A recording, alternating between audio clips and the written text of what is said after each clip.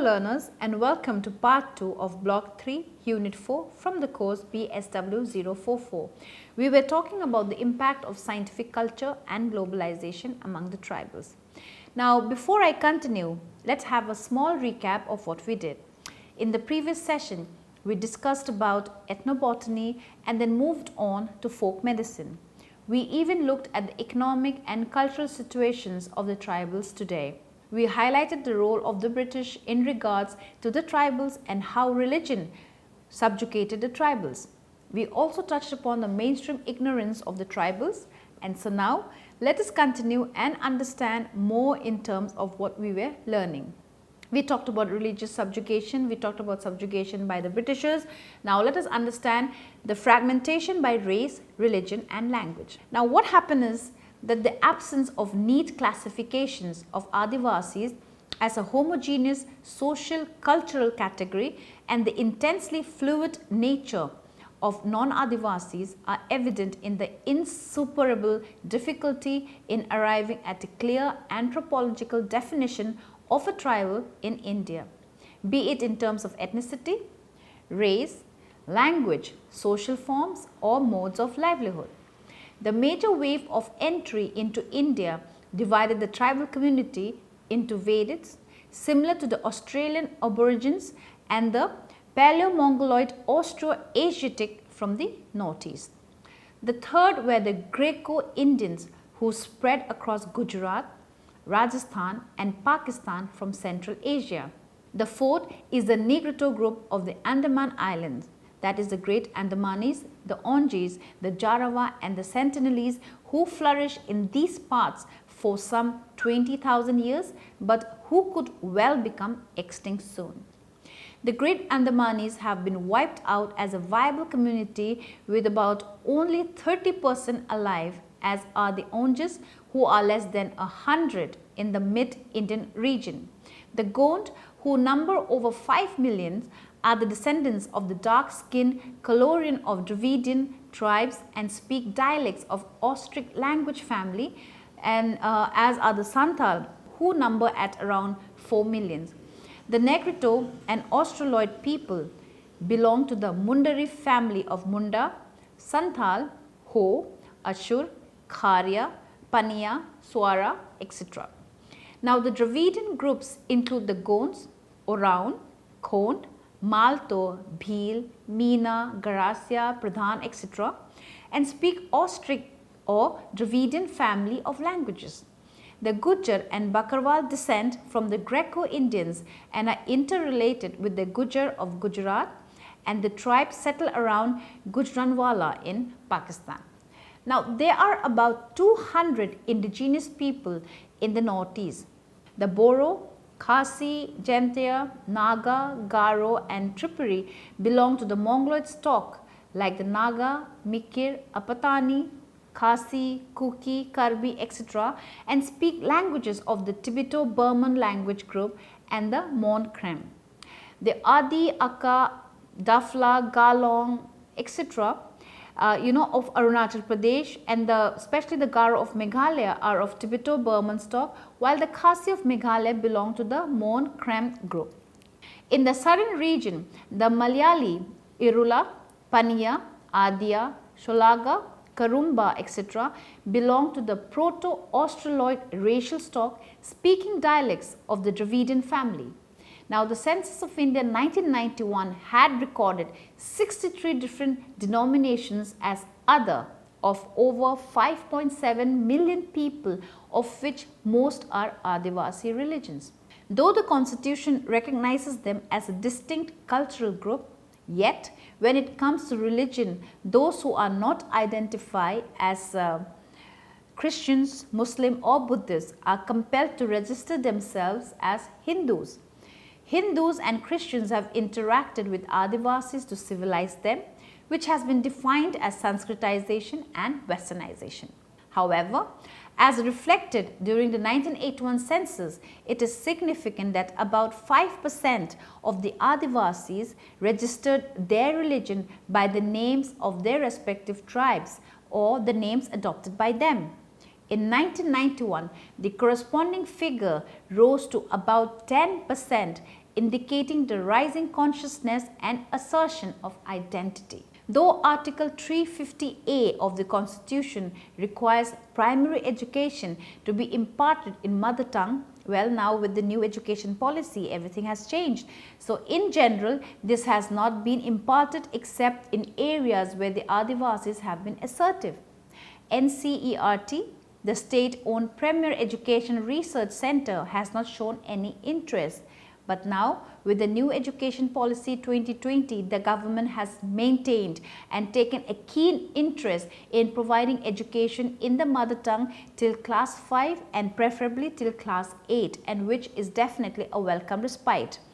Now, with the neglect of Adivasi languages, then the state and the dominant social order aspire to culturally and socially emasculate the Adivasis subdued by the dominant cultures.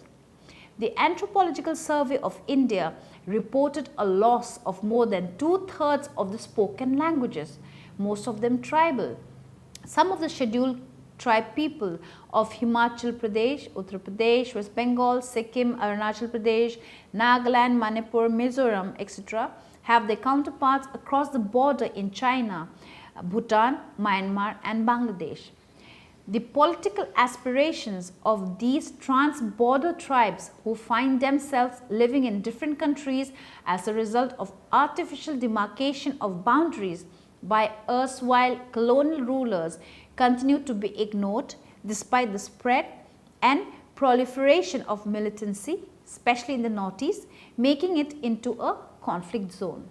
The Adivasi territories have been divided amongst the states formed on the basis of primarily the languages of the mainstream caste society, ignoring the validity of applying the same principle of language for the Adivasis in the formation of states.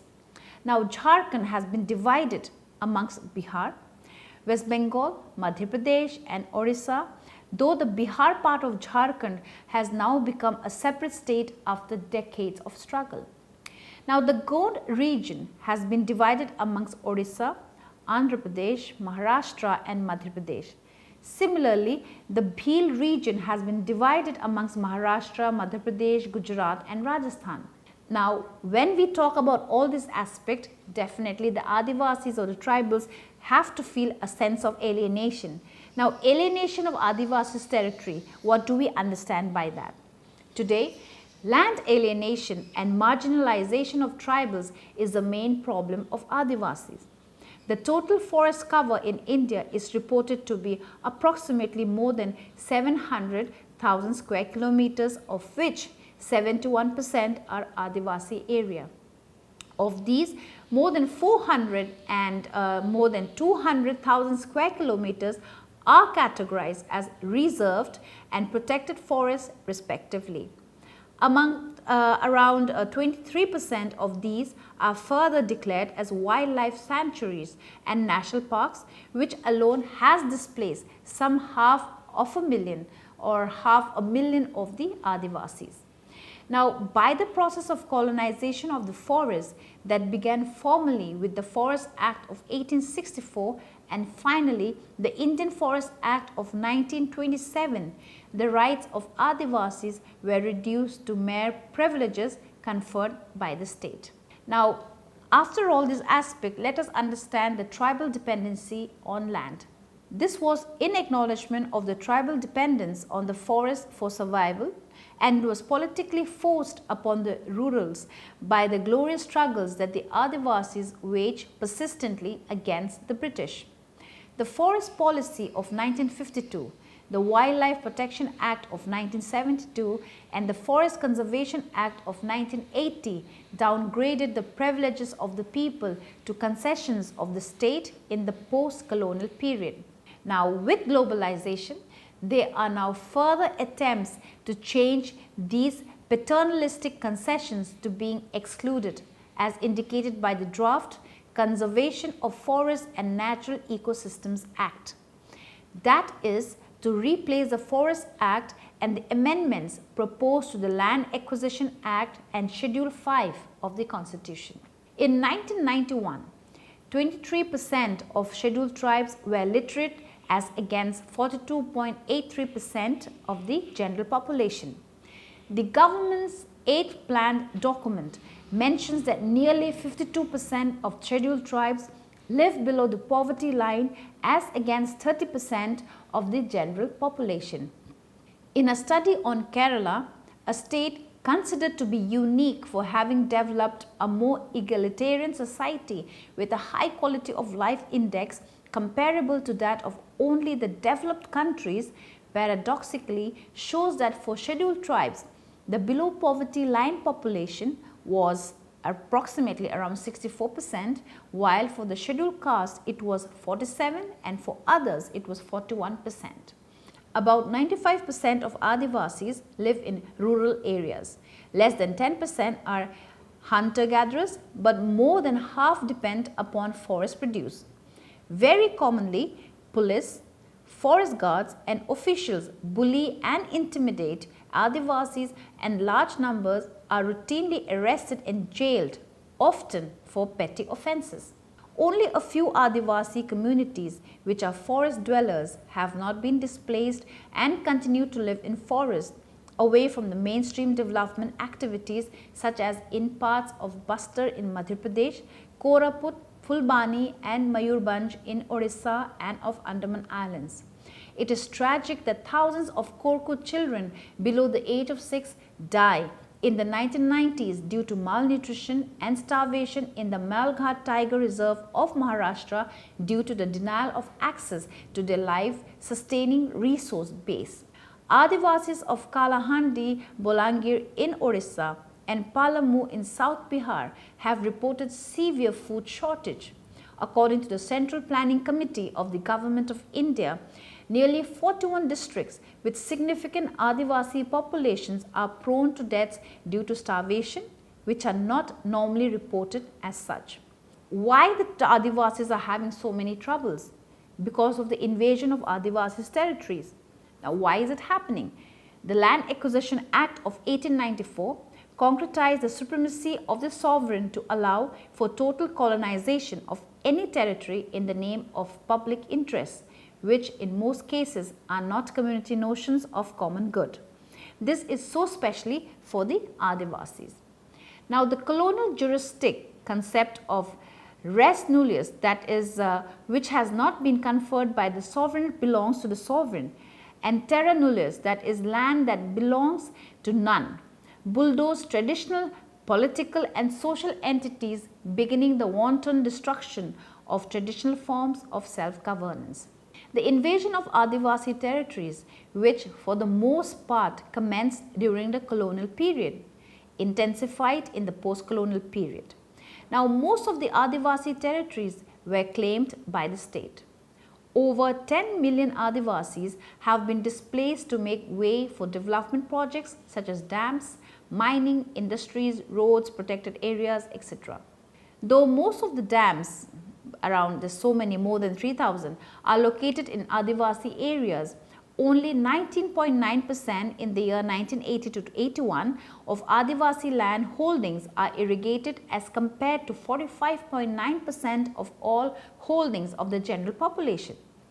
India produces as many as 52 principal, 3 fuel, 11 metallic, 38 non-metallic and a number of minor minerals. Of these, 45 major minerals, for example, let's say coal, iron ore, manganese, graphite, limestone are found in Adivasi areas, contributing some 56% of the national total mineral earnings in terms of value. Now, most of these are in the Adivasis areas. Now, income to the government from forests rose from rupees 5.6 million in the year 1869 to 70 to more than rupees 13 billions in the 1970s. The bulk of the nation's productive wealth lay in the Adivasi territories alone. Yet, the Adivasis have been driven out, marginalized and robbed of dignity by the very process of national development. Now, the systematic opening up of Adivasi territories, the development projects and the tribal development projects make them conducive for waves of immigrants. In the rich mineral belt of Jharkhand, the Adivasi population has dropped from around 60% in the year 1911 to as low as 27.67% in the year 1991. These developments have in turn driven out vast numbers of Adivasi to eke out a living in the urban areas and in far-flung places in slums, and that is why we talk about migration among the tribals in today's context. Now, according to a rough estimate, there are more than 40,000 tribal domestic working in Delhi, and most of them women alone. Now, in some places, development-induced migration of Adivasis to other Adivasi areas has also led to fierce conflicts between the tribals, for example, between the Santhali and the Bodo in Assam as well. Now, is there a hope? Is there a hope for tomorrow when we're talking about so many problems? We've discussed so many conspiracy theories as well and so many problems that is emerging. Well, I guess there's hope for tomorrow. The struggle for the future, the conceptual vocabulary used to understand the place of Adivasi in the modern world has been constructed on the feudal, colonial and imperialistic notions which combines traditional and historical constructs with the modern construct based on notion of lineal scientific and technological progress. Historically, the Adivasis unfortunately are at best perceived as subhumans to be kept in isolation, or as primitives living in remote and backward regions who should be civilized. Now, none of them have a rational basis. Consequently, the official and popular perception of Adivasi is merely that of isolation in forests, tribal dialect, animism, primitive occupation, carnivorous diet, naked or semi-naked behavior, nomadic habits, etc. etc. Now, contrast this with the self-perception of Adivasis as casteless, classless and egalitarian in nature, community-based economic systems, symbiotic with nature, democratic according to the demands of the times, accommodative history and people-oriented art and literature. Now, the significance of their sustainable subsistence economy in the midst of a profit-oriented economy is not recognized in the political discourse, and the negative stereotyping of the sustainable subsistence economy of Adivasi societies is based on the wrong premise that the production of surplus is more progressive than the process of social reproduction in coexistence with nature. Now, the writer Bijoy concludes the article by asserting that for the Adivasis, with globalization, the hitherto expropriation of rights as an outcome of development has developed into expropriation of rights as a precondition for development. But some of the hopeful signs emerging from contemporary globalized and scientific culture are the English education. The role of English education, popularized by Lord Macaulay between the year 1800 to 1859, has significantly contributed to the education of Indians in general and tribals in particular. English education was introduced by the British with the twin purpose of impressing upon the natives the value of Western thought and of preparing them for taking up jobs to assist in the administration of the country. Today's Indian economy and culture is significantly influenced by the English, and it is hoped that English will further contribute to the development of tribal, since it acts as a means of getting out of the subjugation, both cultural and economic. Now, let us understand the scientific temper.